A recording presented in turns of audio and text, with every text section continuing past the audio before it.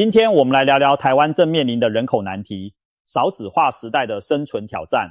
在过去的十几年里，台湾的新生儿数量年年下降，每年的出生人数频频创下新低纪录。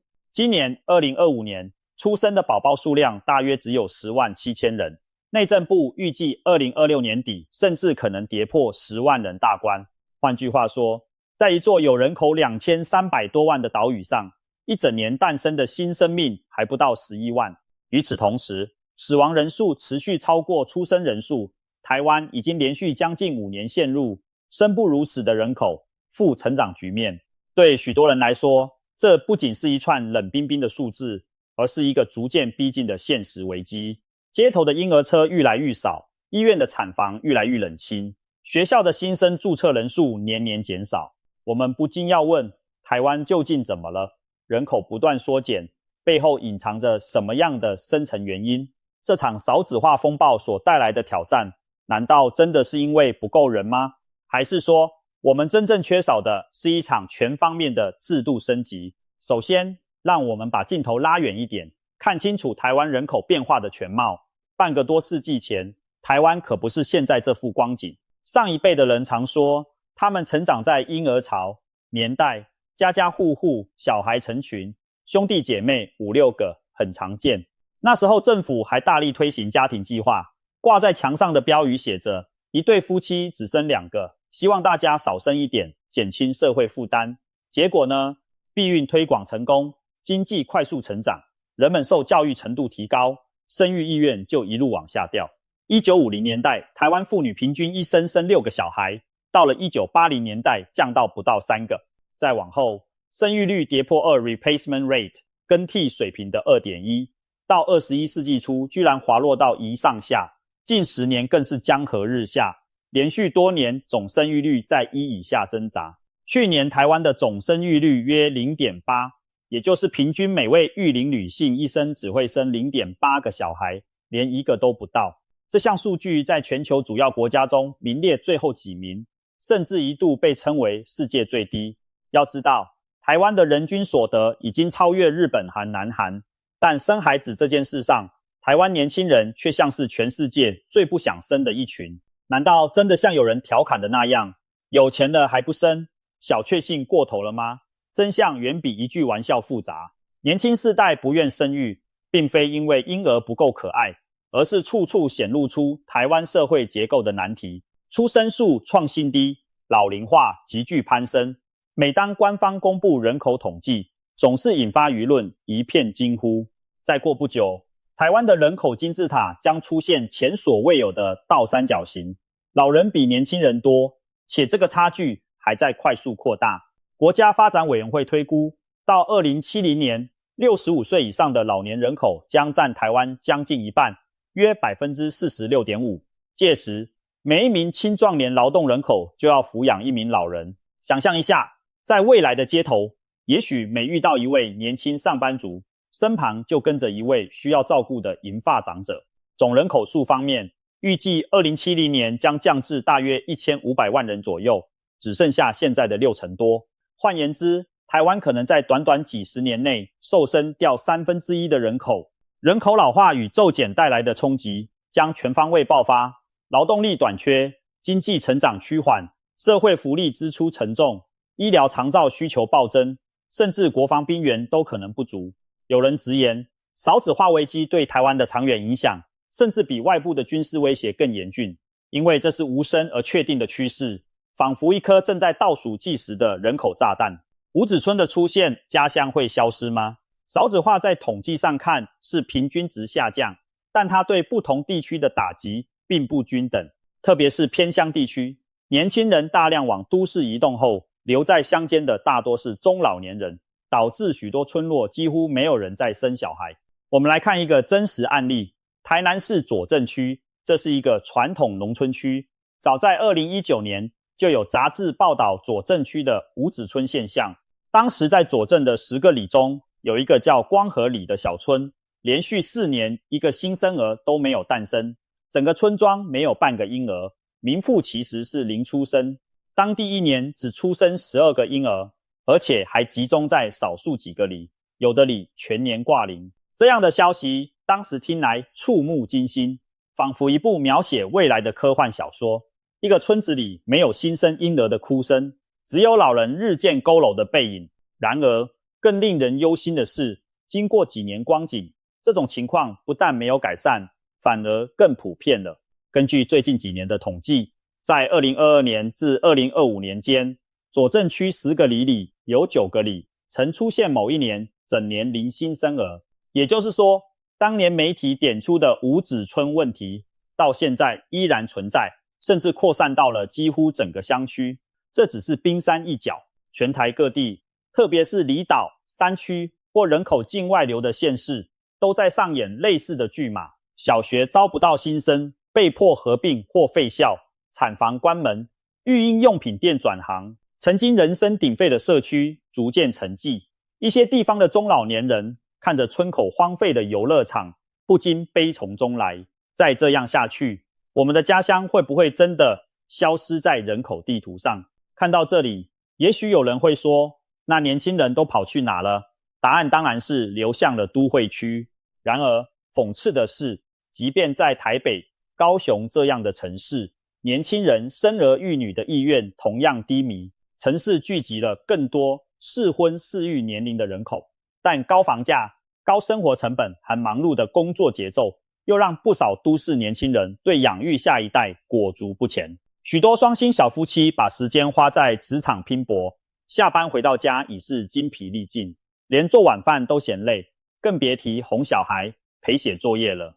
有人打趣，台北街头如今是婴儿车少，宠物推车多，不少人选择养毛小孩、宠物来陪伴自己，既不用担心少子化，还能享受自由自在的生活。当然，选择养宠物代替小孩，只是年轻世代自我调侃的一种生活方式，但它背后反映的现实却并不轻松。在现有的社会环境下，生儿育女对许多普通家庭而言，几乎成了一场长达20-30年的高风险长期合约，而越来越多理性的年轻人选择不签这份约。为什么不生？年轻世代的理性算盘要破解少子化难题，首先得理解到底是哪些因素让年轻世代不想生、不敢生。有人将目前东亚国家的年轻人不婚不生潮流称为一场生育罢工，用这样戏剧性的称呼，强调年轻人似乎是在用集体不生育来对抗不利的社会条件。虽说是夸张的说法，但仔细想想，其中不无道理。对许多台湾年轻人来说，选择不婚不生并不是一时叛逆的任性，而往往是深思熟虑后的理性决定。我们可以从几个面向来看看这笔生孩子经济账是怎么算的。首先是经济压力，收入赶不上支出，是许多适婚年龄年轻人的共同心声。台湾长期存在的低薪问题，使得不少大学毕业的新鲜人起薪仅能勉强温饱，在大城市租房还助学贷款已经捉襟见肘，更别提存钱买房。即使两人都工作，要养孩子也不是笔小数目，从孕期产检、生产医疗费用到婴儿奶粉、尿布、日后教育开支，样样都烧钱。有家长苦笑，小孩从出生那刻起，就像一部打开开关的提款机。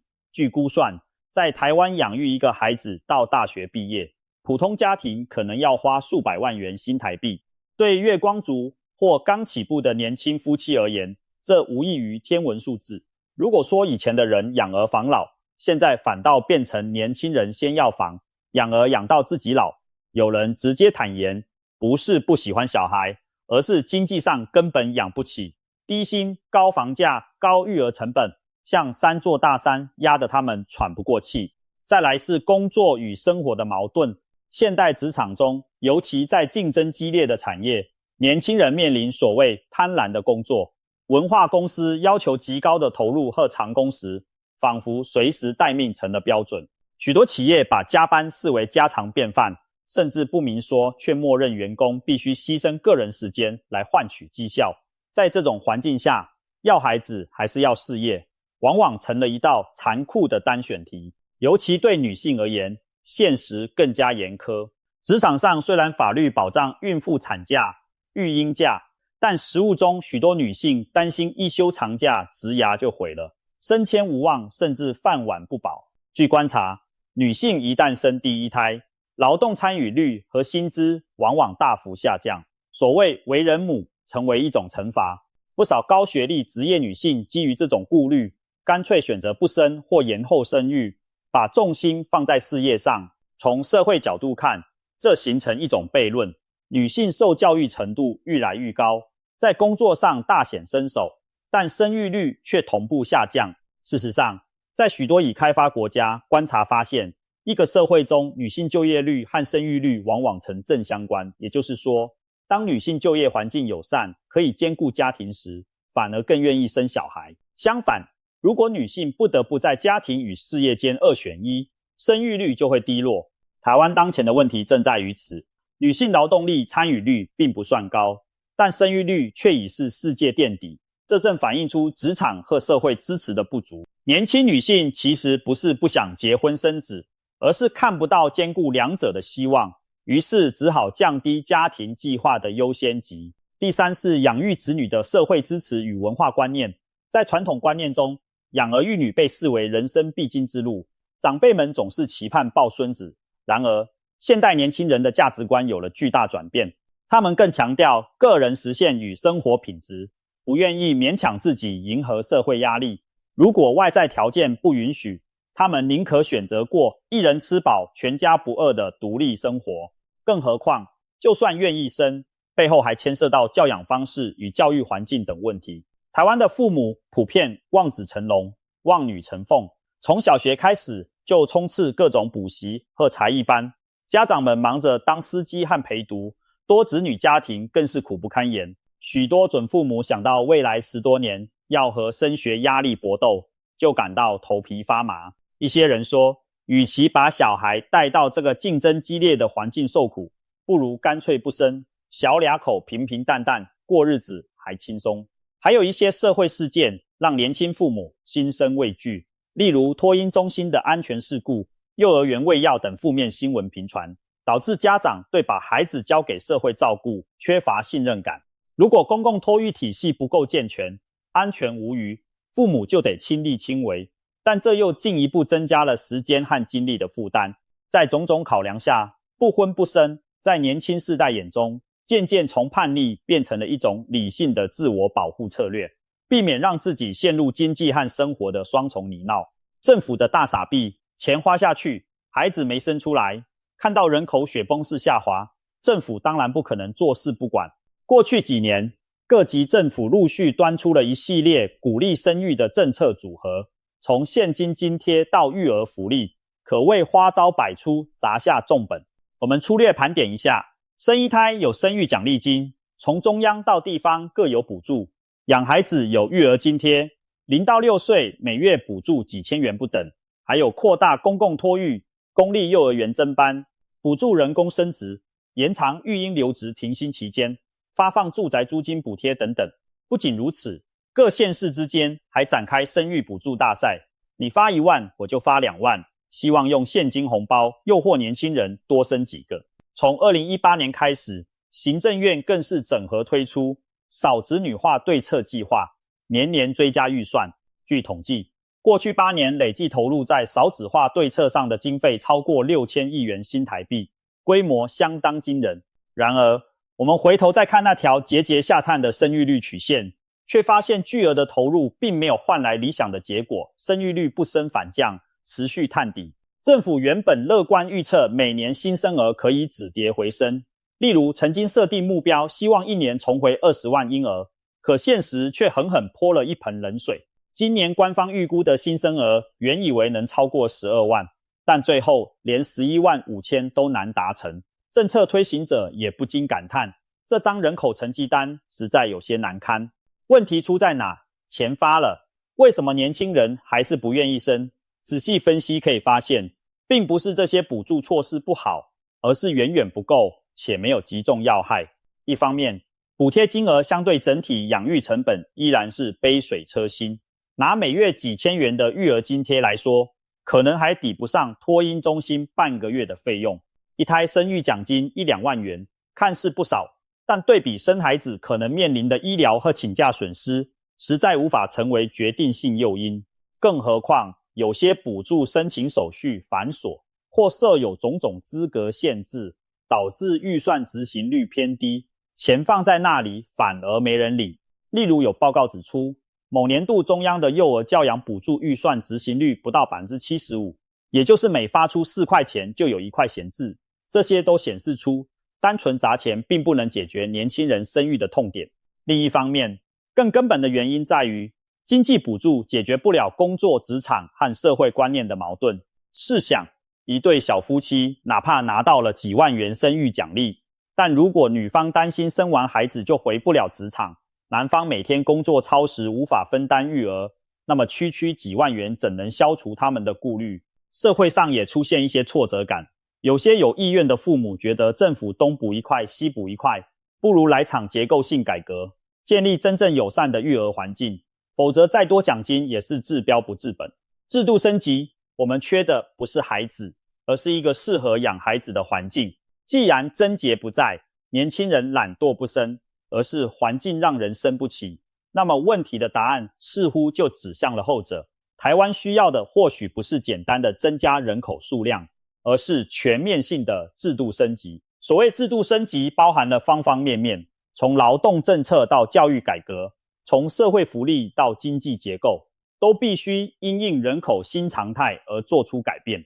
简言之，我们要打造一个让愿意生养的人能安心生养，让暂时不想生的人也能在未来改变心意时毫无后顾之忧的环境。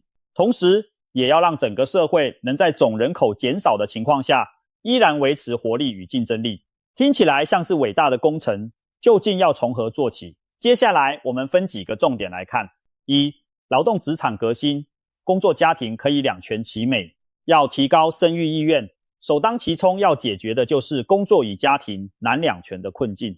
这需要政府和企业携手改变旧有的劳动文化，例如鼓励企业导入更弹性的工时制度与远端办公机制，让年轻父母在照顾幼儿时不至于不得不辞职。事实上，疫情期间，许多公司尝试过在家上班，证明在某些行业，工作地点和时间是可以有弹性的。如果能延续这种弹性，使父母可以在家照顾小孩，又兼顾部分工作，不失为一种双赢。再有，推广合理的加班管控和休假权益，当准时下班成为常态而非例外，年轻人才有时间去约会、成家生子。企业也应当理解，员工不只是劳动力，也是家庭的一员。当员工的家庭幸福感提高，长期看对企业生产力和忠诚度也是有利的。对女性劳动力而言，特别需要破除所谓的玻璃天花板和妈妈惩罚，这或许意味着实施更长的育婴留职停薪保障，并强化职场反歧视机制，确保女性生育后能顺利返回工作岗位，不被贴上不敬业的标签。也可以考虑提供经济诱因，鼓励企业聘用中断职涯的妈妈们再次就业，甚至让他们有弹性选择全职或部分工时。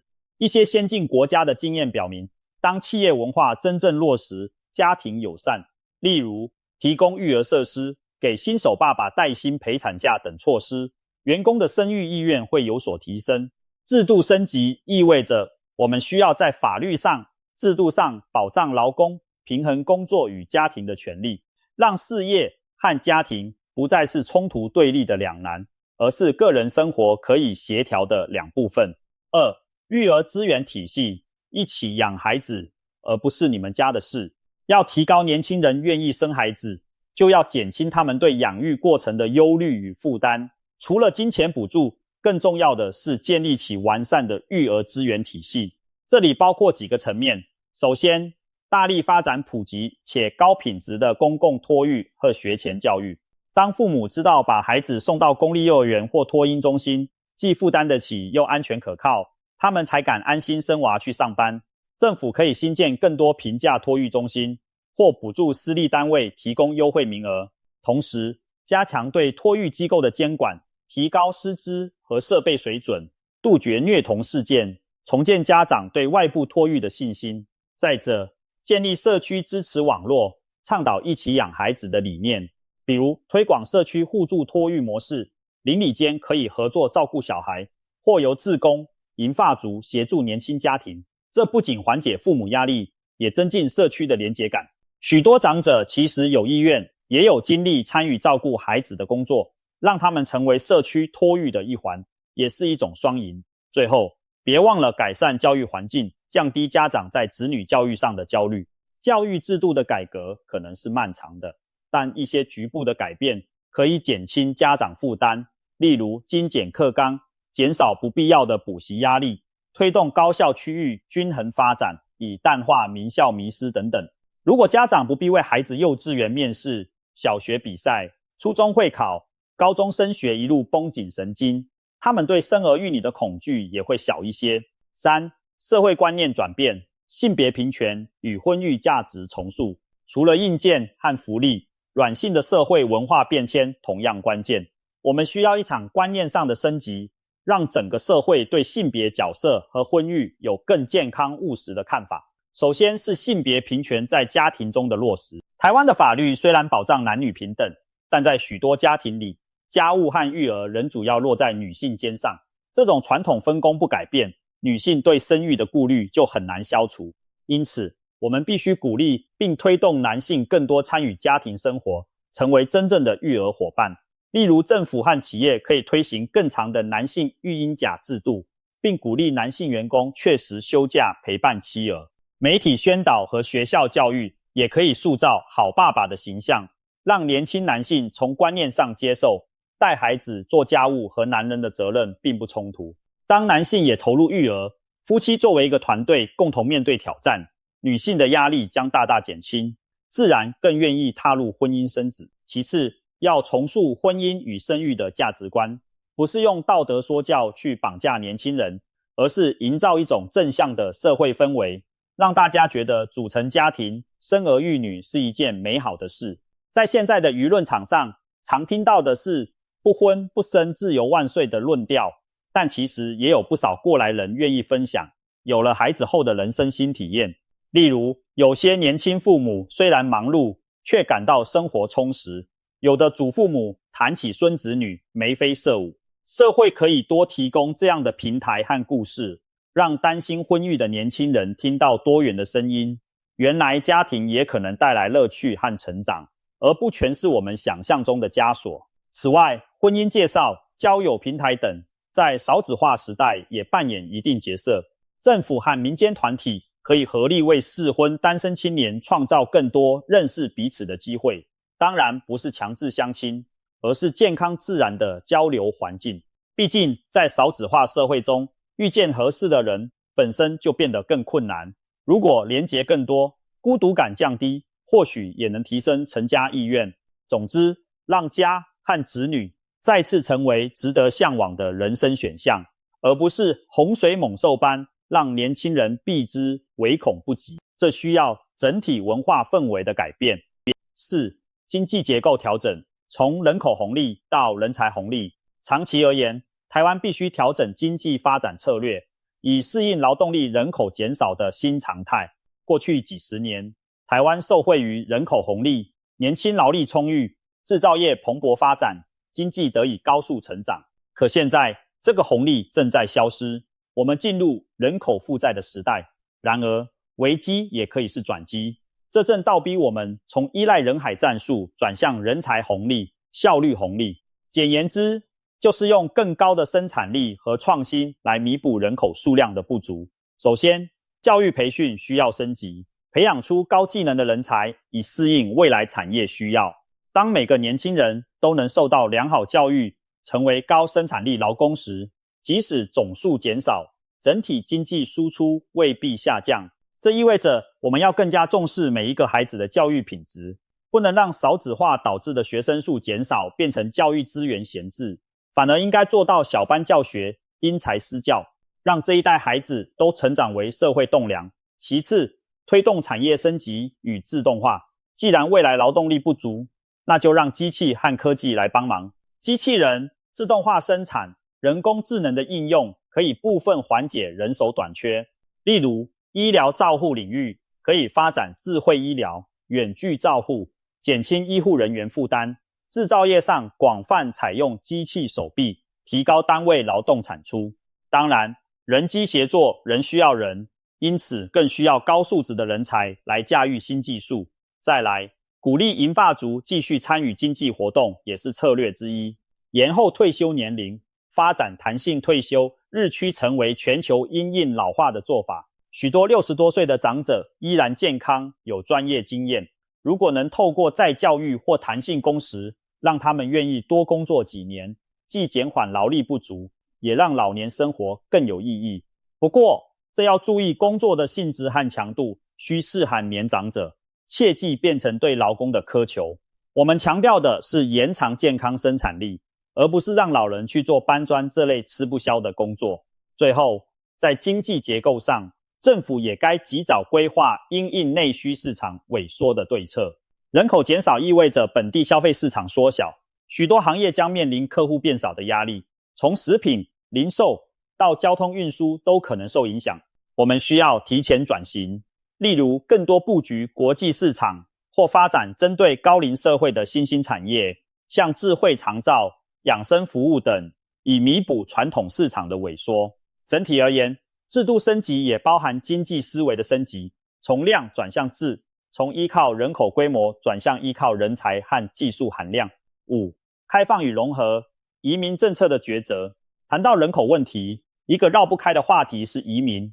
如果本地生不出足够的人，那是否可以从外部引入新的人口呢？事实上，许多西方国家在人口出生率低迷时，都采取了一定程度的移民政策来补充劳动力。例如美国、加拿大、澳洲长期以来吸纳移民，维持了人口成长和经济活力。邻近的新加坡也透过鼓励外国人才定居，缓解少子化压力。